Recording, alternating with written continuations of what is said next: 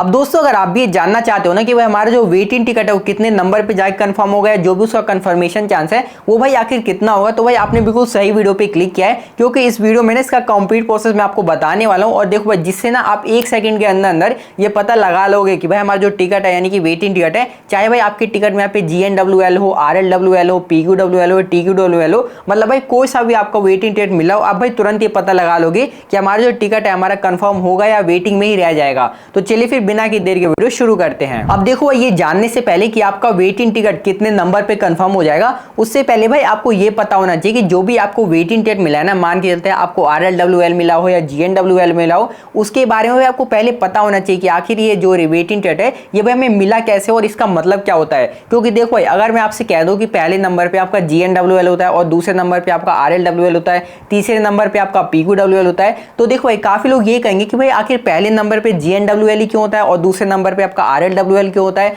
और अगर मान के चलते हैं पहले नंबर पे GNWL होता है तो GNWL आखिर कितने नंबर तक जल्दी कंफर्म हो जाता है और कितने नंबर तक कंफर्म नहीं होता। तो देखो ये ना काफी सारे क्वेश्चन आपके मन में आ सकते हैं, इसलिए मैंने आपसे कहा कि अगर आप ना इन वेटिंग टिकट के बारे में समझ जाते हो ना 2 मिनट का टाइम निकाल के, तो भाई आप ये तुरंत ही पता लगा लो कि हमारा जो वेटिंग टिकट है वो कंफर्म होगा या नहीं होगा। तो चलिए जो भी ये वेटिंग टिकट है ना उनके बारे में एक बार मैं डिटेल में आपको बता देता हूँ। उसके बाद यहाँ पे एक टेबल देख सकते हो, भाई इसी टेबल को देख के आप ये अंदाजा लगा सकते हो कि हमारा भाई जो इतने नंबर का वेटिंग टिकट है वो कंफर्म होगा या नहीं होगा। तो चलिए फिर वीडियो शुरू करते हैं। तो दोस्तों देख सकते हो ये रहे हमारे चारों वेटिंग लिस्ट, मैंने यहाँ पे लिख लिया है। अब देखो भाई आप ना सिर्फ यहाँ पे 2 मिनट का टाइम निकाल के और एक बार भाई इसे समझ लो, जिससे कि आपको दोबारा से ना ही कोई वीडियो देखने की जरूरत होगी और ना ही आपको किसी से पूछने की जरूरत होगी कि भाई हमारा ये वाला टिकट है और ये कंफर्मेशन जो इसका चांस है वो कितना होने वाला है। तो देखो भाई बिना टाइम वेस्ट करे ना सबसे पहले भाई हम यहाँ पे GNWL को समझते हैं। अब देखो भाई नीचे आप देख सकते हो, मैंने आपको सही तरीके से समझाने के लिए एक भाई यहाँ पे बिजी रूट ले लिया है, देख सो नई दिल्ली से और लखनऊ का है। और देखो यहाँ पे मान के चलते एक राजधानी ट्रेन है। अब देखो भाई आपके केस में ना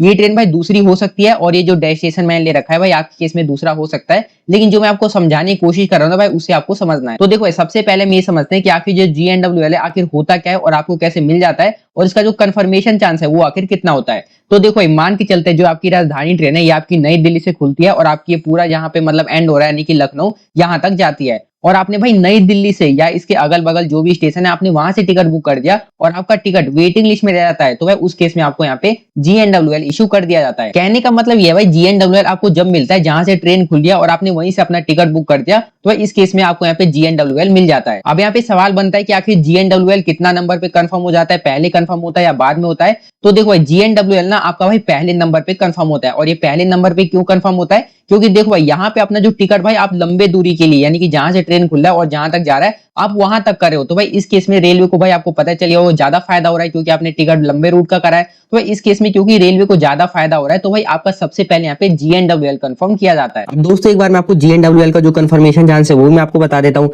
तो यहाँ पर आप देख सकते हो, मान के चलते अगर आपके GNWL 1 से 30 के बीच में है तो उसका जो कंफर्मेशन चांस है वो 95% से लेकर 100% के बीच में, और भाई इस केस में आपका जो टिकट है पे कंफर्म हो जाएगा। अब देखो एक और एग्जांपल लेते हैं, मान के चलते भाई आपके टिकट में यहाँ पे 61 से 90 के बीच में शो कर रहा है, तो देख सकते हो भाई इसका जो कंफर्मेशन चांस है वो आपका 50% से लेकर 80% के बीच में है। तो देखो भाई ये ना थोड़ा आपका रिस्की हो सकता है, डिपेंड ऑन सीजन, यानी कि इसका जो कंफर्मेशन चांस है वो भाई आपका चार्ट निकलने के बाद ही पता चल जाएगा। और भाई इसी तरीके से बाकी जितने भी GNWL है उसका जो भी नंबर है उसका आप कंफर्मेशन देख सकते हो। अब हम समझते हैं यहाँ पे RLWL को यानी कि रिमोट लोकेशन वेटिंग लिस्ट। अब देखो इसके ना नाम से क्लियर हो रहा है, यहाँ पे रिमोट लिखा हुआ है। तो देखो रिमोट का मतलब होता है आपने किसी बीच वाले स्टेशन से अपना टिकट बुक कर दिया है। तो देखो भाई मान के चलते वही राजधानी ट्रेन है और आपकी यहाँ पे नई दिल्ली से और लखनऊ तक जाती है, लेकिन आपने ना इस बार अपना जो टिकट है भाई किसी बीच वाले स्टेशन से कर दिया यानी कि छोटी दूरी के लिए कर दिया है। और अगर आपका यहाँ पे टिकट वेटिंग लिस्ट में चला जाता है तो भाई इस केस में आपको यहाँ पे RLWL इशू कर दिया जाता है, यानी कि रिमोट लोकेशन वेटिंग लिस्ट। अब देखो इसका जो कंफर्मेशन भाई आपका यहाँ पे दूसरे नंबर पे किया जाता है। अब दूसरे नंबर पे इसलिए किया जाता है ना क्योंकि आप यहाँ पे खुद ही देख सकते हो भाई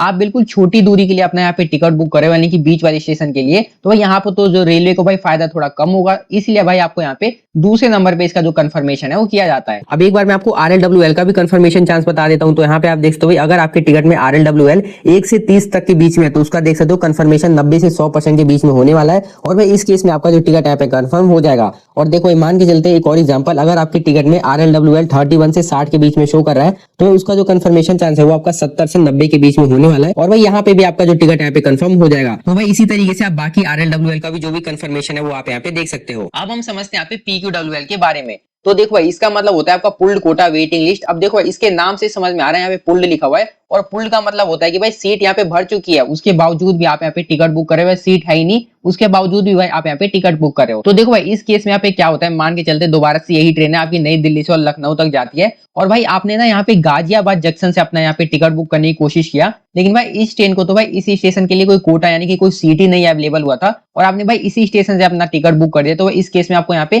क्या ही टिकट मिलेगा। कहने का मतलब यह है कि भाई आपने उस स्टेशन से अपना टिकट बुक कर दिया जिस स्टेशन के लिए भाई इस ट्रेन को कोई सीट ही नहीं मिला होता, तो भाई यहाँ पे आपको क्या ही सीट मिलेगा। और भाई इस केस में आपको यहाँ पे PQWL इशू कर दिया जाता है, और भाई इसका जो कंफर्मेशन होता है ना, इसका भाई कंफर्मेशन और ही कम होता है। इसीलिए आप ज्यादा चांस ये करिए कि अगर आपको GNWL मिल रहा हो या RLWL मिल रहा हो तो भाई ये ही आपको ले लेना है। अगर PQWL मिल रहा हो तो भाई ये बहुत ही कम चांस में आपका कंफर्म किया जाता है। अब एक बार हम PQWL का भी जो भी कंफर्मेशन चांस है वो मैं आपको बता देता हूँ। तो यहाँ पर आप देखते हुए अगर आपकी टिकट में PQWL 1 से 15 के बीच में, तो उसका जो कंफर्मेशन चांस है वो आपका 70 से 100% के बीच में, और भाई इस केस में आप यहाँ देख सकते हो आपका जो टिकट यहाँ पे कंफर्म हो जाएगा। अब भाई मान के चलते अगर आपका PQWL 16 से 40 के बीच में भी है, तो इसका जो कंफर्मेशन चांस है वो आपका 40 से 70% के बीच में रहने वाला है। लेकिन देख सकते हो ये थोड़ा रिस्की हो सकता है, मतलब इसका भी जो कंफर्मेशन चांस है वो भाई चार्ट निकलने के बाद ही पता चल सकता है। बाकी भाई जितने भी यहाँ पे PQWL है वो आप यहाँ पे देख सकते हो। लेकिन देखो भाई एक और चीज मैं आपको पहले क्लियर कर देता हूँ, जो भी मैंने आपको चार्ट दिखाया है वो भाई सिर्फ आपको एक आइडिया के लिए लेना है, इसे भाई बिल्कुल आप सर्च नहीं मान लेना,